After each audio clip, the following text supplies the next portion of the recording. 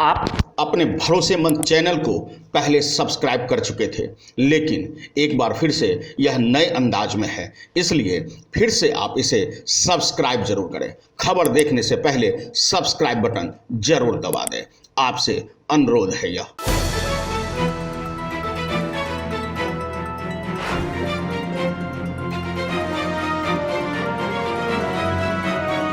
अनुभवी आंखें सच दिखाते हैं, छुपाते नहीं।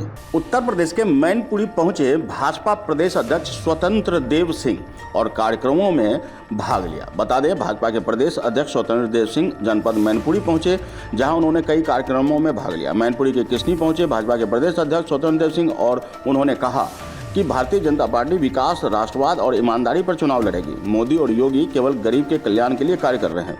भाजपा प्रदेश अध्यक्ष स्वतंत्र देव सिंह क्या कुछ कह रहे हैं, देखिए। जो उत्तर प्रदेश में हारी हुई सीट है 81 के आसपास, जो 2017 में 81 हम सीटें हारे थे लगभग, उन सभी सीटों पर मुख्यमंत्री मेरा लगभग 20 सीटों पर जाना हुआ है, लेकिन सभी सीटें पूरा करना है। इसलिए माननीय मुख्यमंत्री जी, डिप्टी सीएम साहब और मैं ऐसे मिलकर सभी सीटों पर जाने का निर्णय हुआ है और ये 10 तक पूरा करना है। उसी निमित्त आज किसनी में आना हुआ है और इन्हा सभा यानी 2022 के लिए चुनाव की स्थिति क्या है उसकी समीक्षा, सम्मेलन, सभा, इस प्रकार के कार्यक्रम में आ जाना। उप मुख्यमंत्री केशव प्रसाद मौर्य ने ट्वीट किया है जिसमें बताया कि राम मंदिर निर्माण कार्य चालू है और मथुरा की बारी है। किस तरह से देखते हैं, किस परिप्रेक्ष्य में आप इसको? देखिए,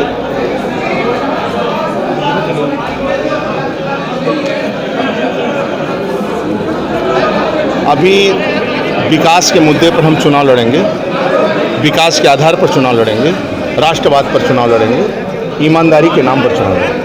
राज्य के अंदर बहुत दिनों से ईमानदार नेता नहीं मिला, देश को ईमानदार नहीं नेता मिला है। 70 सालों बाद कई नेता आए, बीजेपी के छोड़ कोई ईमानदारी से गरीबों की चिंता नहीं किया, चाहे प्रधानमंत्री सड़क योजना हो, चाहे गरीब के कल्याण की बात हो। पहली बार इस राज्य के अंदर योगी जी और देश में मोदी जी जैसा ईमानदार नेतृत्व मिला है, जो परिवार से का एक सदस्य भी सरकारी गाड़ी में नहीं बैठता है, केवल गरीब के कल्याण के लिए काम करेंगे। इसलिए जितने भी क्षेत्रीय दल हैं, अधिकांशतः लोग परिवारवाद, वंशवाद की राजनीति करते हैं, जिसके कारण लोकतंत्र को भी खतरा है और भ्रष्टाचार का जन्म भी होता है। इसलिए जिस रास्ते पर अखिलेश यादव जा रहे हैं, जिन्ना को उभार रहे हैं और फिर से दंगा राज में करवाना चाहते हैं, पिछले 4.5 सालों से हिंदू हो चाहे मुसलमान हो, आपस में न लड़ रहा है न झगड़ रहा है, दोनों मिलकर गरीबी से लड़ रहे हैं। और गरीब कैसे खुशहाल हो, चाहे हिंदू हो चाहे मुसलमान हो, इस रास्ते पर हम लोग को लेकर चल रहे हैं। दूसरा, राष्ट्रवाद। सरदार पटेल ने जिस प्रकार राष्ट्र की एकता की बात की है और जिन्ना की उनकी तुलना कर रहे हैं, ये देश के लिए घातक है और स्वतंत्रता सेनानियों के लिए भी घातक है। अखिलेश यादव ने एक हाल ही में ये कहा था कि जिसका परिवार नहीं वो जनता का दर्द क्या समझेगा। परिवार होना आवश्यक बात है, लेकिन परिवार ही राजनीति करे और उस पार्टी में रहने वाला कोई कार्यकर्ता न राजनीति करे, वो राष्ट्रीय अध्यक्ष न बने, लोकतंत्र के लिए खतरा है भाई, संविधान के लिए खतरा है।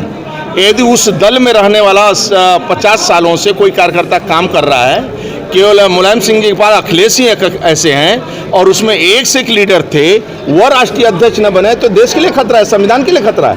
इसीलिए कांग्रेस और ये परिवार वंशवाद कोई सोचे कि नहीं चल सकता, देश के लिए खतरा है। ट्रस्ट है, वो ट्रस्ट कभी राजनीतिक दल नहीं हो रहा है। ये व्यापार करते हैं लोग, राजनीतिक मिशन के लिए होता है, गरीब के लिए होता है, गरीब के खुशहाली के लिए होता है। मेरी माँ उच्च स्थान पर बैठे पूरी दुनिया को दिशा दे, इसलिए राजनीति करते हैं। और दुनिया को दिशा क्या देना है? शांति के मार्ग पर पूरी दुनिया चलनी चाहिए।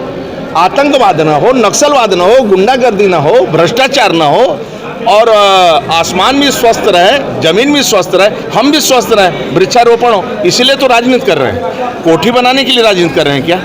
विधायक भी बनाए हैं, विधायक भी बने तो ईमानदारी से गरीब की सेवा करने के लिए, मुख्यमंत्री बने तो ईमानदारी से गरीब की सेवा, इसलिए भारतीय जनता पार्टी को उतर। मंत्री की बात में चुनाव हराने के लिए अखिलेश यादव पूरी तरीके से मैदान में आ रहे हैं, कह रहे हैं भाजपा को पूरी तरीके खत्म करके समाजवादी पार्टी। किस लिए वोट देंगे आप? वोट कैसे ले देंगे? आपके राज्य में गुंडागर्दी है, आपके राज्य में भ्रष्टाचार है, आपके अंदर नियुक्तियां ठीक ढंग से नहीं होती। आदरणीय मोदी जी के, योगी जी के नेतृत्व में 5 लाख की नियुक्तियां हुई, एक भी झोला लेकर लखनऊ किसी होटल में लोग नहीं रुके। आप सपा के शासन में नियुक्तियाँ देखते थे, सूची जाती थी, भ्रष्टाचार होता था। आज योगी के शासन में सभी समाज के सब और नीतियाँ पा रहे हैं और ईमानदारी के नाम पर वोट देंगे लोग, विकास के नाम पर देंगे। सड़कों का जाल है, बिजली का जाल है, प्रधानमंत्री आवास बन रहा है, शौचालय बन रहा है, आयुष्मान का कार्ड बन रहा है और बेटियों की शादी के लिए पैसा मिल रहा है, सामूहिक विवाह हो रही है और जूता मोजा कपड़े सब बच्चों को मिल रहा है, स्कूल बच्चे जा रहे हैं, शांति है शहर के अंदर, कोई गुंडे नहीं। अब 12 बजे रात को कोई बेटी भी रेस्टोरेंट से भोजन करके जा सकती घर पर। पहले 6 बजे लोग दरवाज़ा बंद कर देते थे, बेटी बेटा तो दूर भैंस भी चोरी हो जाती थी। एक आखिरी सवाल मंत्री जी, एक जानना चाहते हैं, भाजपा के वरिष्ठ नेता काफ़ी लोग ने मांग की है मथुरा में मंदिर निर्माण को लेकर, कुछ आंशिक कब्जा को छोड़ने की बात कहते हैं, इसको आप किस तरह से देखते हैं? और उनके मैं स्पष्ट बोल दिया हूं कि हमारा गरीबों का कल्याण, गरीबों का विकास, खास तौर से मथुरा की और राष्ट्रवाद के लिए हम काम करते हैं। मेरा सपना है कि भारत मां मेरी उच्च स्थान पर बैठे, पूरी दुनिया को दिशा दे। बहुत मेरा सवाल ये है, आपको बता दें कि उन्होंने समाजवादी पार्टी के राष्ट्रीय अध्यक्ष अखिलेश यादव पर तंज कसते हुए कहा कि अखिलेश यादव जिन्ना को उठा रहे हैं, दंगा कराना चाहते हैं। सरदार पटेल की जिन्ना से तुलना देश के लिए घातक है, स्वतंत्रता संग्राम सेनानियों के लिए घातक है।